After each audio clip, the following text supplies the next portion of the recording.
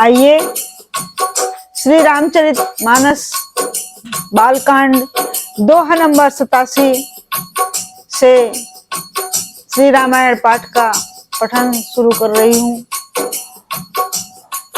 कामदेव को भगवान भोलेनाथ ने जलाकर भस्म कर दिया है और आइए आगे का भावार्थ सुनते हैं।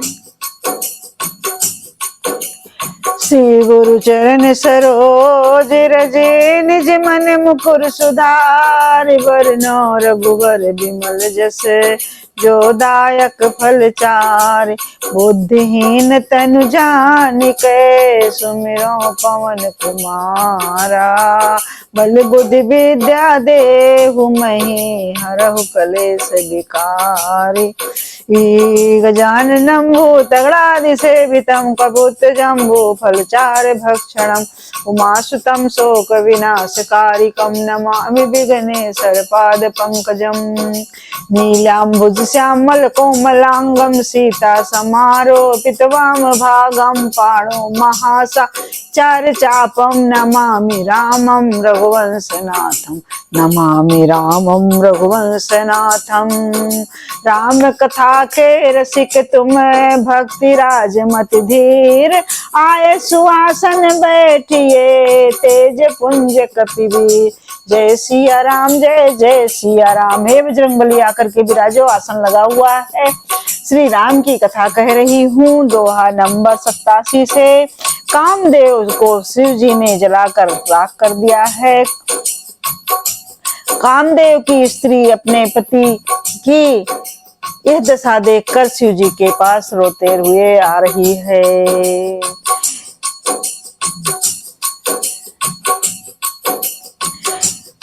आइए जोगी अटकंटक भय पतिगत सुनत रत मूर्छित भई। रोदति बदति बहु भांति करुणा करत शंकर पहि गई। अति प्रेम करि बिनती विधि विधि जोर कर सन्मुख रही। प्रभु आशुतोष कृपाल शिव अबला निरख बोले सही। योगी निष्कंटक हो गए। कामदेव की स्त्री रति अपने पति की ये दशा सुनते ही मूर्छित होकर गिर पड़ी। रोती चिल्लाती और भांति भांति से करुणा करती हुई वो शिव जी के पास गई।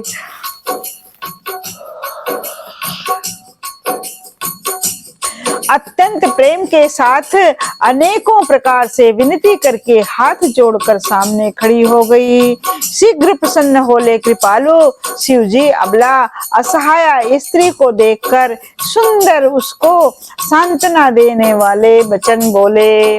हे रति, अब से तेरे स्वामी का नाम अनंग होगा।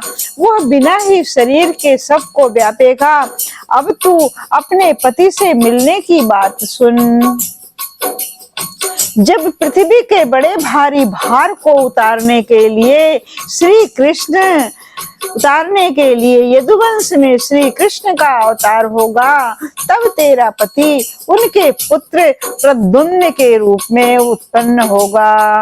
तब ये वचन अन्यथा नहीं होगा, अर्थात सत्य होगा। शिव जी के वचन सुनकर रति चली गई। अब दूसरी कथा का बखान कर विस्तार से कहता हूँ। ब्रह्मादि देवताओं ने यह सब समाचार सुने तो वे वैकुंठ को चले गए। फिर वहां से विष्णु और ब्रह्मा सहित सब देवता वहां गए जहां कृपा के धाम शिव जी थे। उन सब ने शिव जी की अलग अलग स्तुति की। तब शशिभूषण शिव जी प्रसन्न हो गए। कृपा के सिंधु शिव जी बोले, हे देवताओं, कहिए आप किस लिए आए हैं। ब्रह्मा जी ने कहा, हे प्रभु, आप अंतर्यामी हैं, तथापि हे स्वामी, भक्तिवश मैं आपसे विनती करता हूँ। हे शंकर, सब देवताओं के मन में ऐसा परम उत्साह है कि हे नाथ, वे अपनी आंखों से आपका विवाह देखना चाहते हैं। हे कामदेव को मद को चूर करने वाले, आप ऐसा कुछ कीजिए जिससे सब लोग इस उत्सव को नेत्र भर कर देखें। हे कृपा के सागर, कामदेव को भस्म करके आपने रति को जो वरदान दिया सो बहुत ही अच्छा है। जय सिया राम, जय जय सिया राम, जय राम जय राम, जय जय राम। हे नाथ, श्रेष्ठ स्वामियों का यह सहज स्वभाव ही है कि वे पहले दंड देकर फिर कृपा किया करते हैं। पार्वती ने अपार तप किया है, अब उन्हें अंगीकार कर लीजिए अर्थात स्वीकार कर लीजिए। ब्रह्मा जी की प्रार्थना सुनकर और प्रभु श्री राम जी के वचनों को याद करके शिव जी ने प्रसन्नता पूर्वक ऐसा ही हो कहा। तब देवताओं ने नगाड़े बजाए और फूलों की वर्षा कर जय हो देवताओं के स्वामी की जय हो ऐसा कहने लगे। उचित अवसर जानकर सप्तऋषि आए और ब्रह्मा जी ने तुरंत ही उन्हें हिमाचल के घर भेज दिया। वे पहले वहां गए जहां पार्वती जी थी और उनसे छल से भरे मीठे विनोद युक्त आनंद पहुंचाने वाले वचन बोले। नारद जी के उपदेश से तुमने उस समय हमारी बात नहीं सुनी, अब तो तुम्हारा प्रण झूठा हो गया, क्योंकि महादेव जी ने काम को ही भस्म कर डाला है। यह सुनकर पार्वती जी मुस्कुराकर बोली, हे विज्ञानी मुनिवरों, आपने उचित ही कहा है। आपके समझ में शिव जी ने काम को अब जलाया है, अब तक तो वे विकार युक्त कामी ही रहे हैं। तुमरे जाने काम अब जारा, अब लगी शंभु रहे सबिकारा। सुन बोली मुस्काए भवानी, उचित कहो मुनिवर विज्ञानी। हमरे जान सदा शिव योगी, अजयन वाद्य काम अभोगी। जो मैं शिव से यस जानी, प्रीत समेत करम मन बानी। किंतु हमारी समझ से तो शिव जी सदा से ही योगी, अजन्मा, अनिंद, काम रहित और भोगहीन है।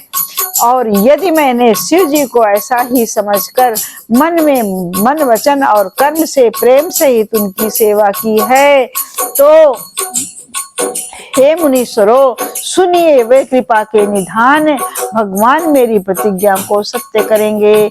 आपने जो यह कहा कि शिव जी ने कामदेव को भस्म कर दिया है, यही आपका बड़ा अविवेक है। हे तात, अग्नि का तो यह सहज स्वभाव ही है कि पाला उसके समीप कभी जा ही नहीं सकता और जाने पर वो अवश्य नष्ट हो जाएगा। महादेव जी और कामदेव के संबंध में भी यही न्याय बात समझना चाहिए। पार्वती के वचन सुनकर और उनका प्रेम तथा विश्वास देखकर मुनि हृदय में बड़े प्रसन्न हुए और वे भवानी को सिर नवाकर चल दिए तथा हिमाचल के पास पहुंचे। उन्होंने पर्वतराज हिमाचल को सब हाल सुनाया। कामदेव का भस्म होना सुनकर हिमाचल बहुत दुखी हुए। फिर मुनियों ने रति के वरदान की बात कही, उसे सुनकर हिमवान ने बहुत सुख माना। शिव जी के प्रभाव को मन में विचार कर हिमाचल चले। हिमाचल ने श्रेष्ठ मुनियों को आदर पूर्वक बुला लिया और उनसे शुभ दिन, शुभ घड़ी, शुभ नक्षत्र को शोधवा कर वेद की विधि के अनुसार शीघ्र ही लग्न निश्चय कराकर लिखवा दिया। फिर हिमाचल ने वो लग्न पत्रिका सप्तऋषियों को दे दी और चरण पकड़कर उनकी विनती की। उन्होंने जाकर वो लग्न पत्रिका ब्रह्मा जी को दी। उसको पढ़ते समय उनके हृदय में प्रेम समाता न था। ब्रह्मा जी ने लग्न पढ़कर सबको सुनाया। उस उसे सुनकर सब मुनि और देवताओं को सारा समाज हर्षित हो गया।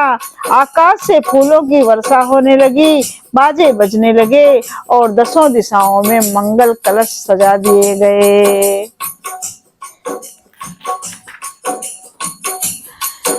सब देवता अपने भांति भांति के वाहन और विमान सजाने लगे, कल्याण पद मंगल शकुन होने लगे और वे अप्सराएं गाने लगी। सिमहि शंभुगन करहि सिंगारा, जटा मुकुट अहि मोर संवारा, कुंडल कंकन पहिरे ब्याला, तन विभूति पटके हरि छाला।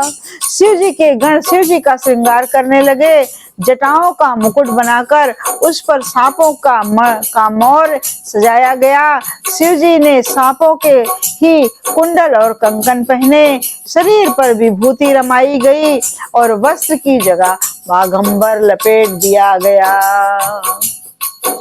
शिव जी के सुंदर मस्तक पर चंद्रमा, सिर पर गंगा जी, 3 नेत्र, सांपों का जनेऊ, गले में विष और छाती पर नरमुंडों की माला थी।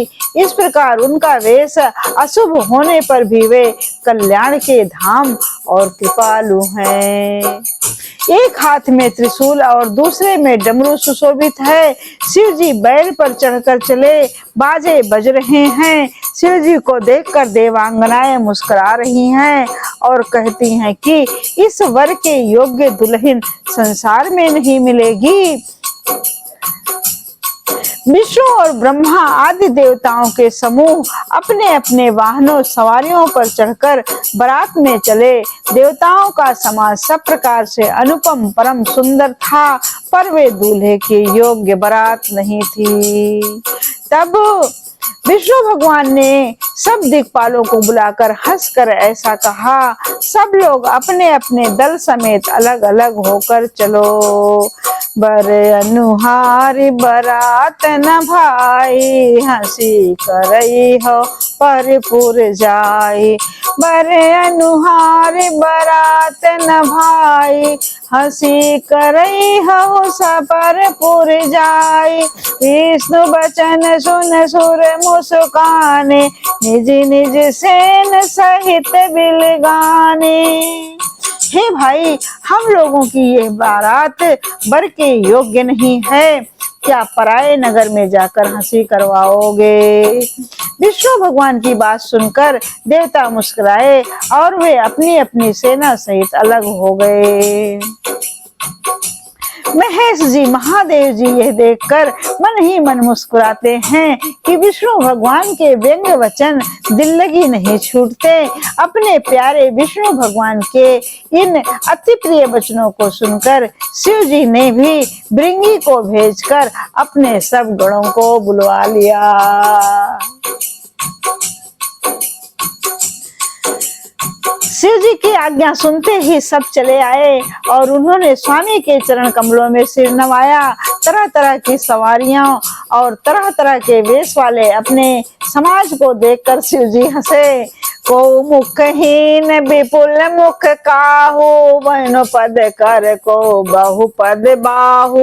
विपुल नयन को नयन विहीना, वेष्ट पोष्ट को अति तन खीना। भगवान इनको सबको देख करके मुस्कुरा रहे हैं शिव जी महाराज। कोई बिना मुख का है, किसी के बहुत से मुख हैं। कोई बिना हाथ पैर का है तो किसी के कई हाथ पैर हैं। किसी के बहुत आंखें हैं तो किसी के एक भी आंख नहीं है। कोई बहुत मोटा ताजा है तो कोई बहुत दुबला पतला है। तो कोई बहुत ही दुबला पतला है, कोई बहुत ही दुबला, कोई बहुत ही मोटा, कोई पवित्र और कोई अपवित्र वेश धारण किए हुए है। सिंह भयंकर गहने पहने, हाथ में कपाल लिए हुए और सबके सब शरीर में ताजा खून लपेटे हुए। गधे, कुत्ते, सुअर और सियार के से उनके मुख हैं। गणों के अनगिनत वेशों को कौन गिने। बहुत प्रकार के प्रेत, पिशाच और योगिनियों की जमाते हैं, उनका वर्णन करते नहीं बनता। भूत प्रेत नाचते और गाते हैं, वे सब बड़े मौजी हैं, देखने में बहुत ही बेढंगे जान पड़ते हैं और बड़े ही विचित्र से बोलते हैं।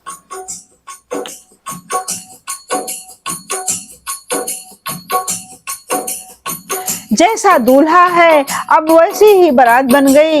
मार्ग में चलते हुए भांति भांति के कौतुक तमाशे होते जा रहे हैं। इधर हिमाचल ने ऐसा विचित्र मंडप बनाया जिसका वर्णन नहीं हो सकता है। जगत में जितने छोटे बड़े पर्वत थे जिनका वर्णन करके पार नहीं मिलता, तथा जितने वन, समुद्र और नदियां और तालाब थे, हिमाचल ने सबको न्योता भेजा। वे सब अपनी इच्छा अनुसार रूप धारण करके करने वाले सुंदर शरीर धारण कर सुंदर स्त्रियों और खमाजों के साथ हिमाचल के घर गए। सभी स्नेह सहित मंगल गीत गाते हैं। हिमाचल ने पहले से ही बहुत से घर सजवा रखे थे, यथा योग्य उन स्थानों में सबको उतार गए। नगर की सुंदर शोभा देखकर ब्रह्मा की रचना चातुरी भी तुच्छ लगती थी। नगर की शोभा देखकर ब्रह्मा की निपुणता सचमुच तुच्छ लगती है। वन, बाग, कुएं, तालाब, नदियां सभी सुंदर हैं, उनका वर्णन कौन कर सकता है। घर घर बहुत से मंगल सूचक तोरण और पताकाएं लगी हुई सुशोभित हो रही हैं। वहां के सुंदर और चतुर स्त्री पुरुषों की छवि देखकर मुनियों के वन भी मोहित हो रहे हैं। जय सिया राम, जय जय सिया राम, जय राम जय राम, जय जय राम, जय राम जय राम, जय जय राम।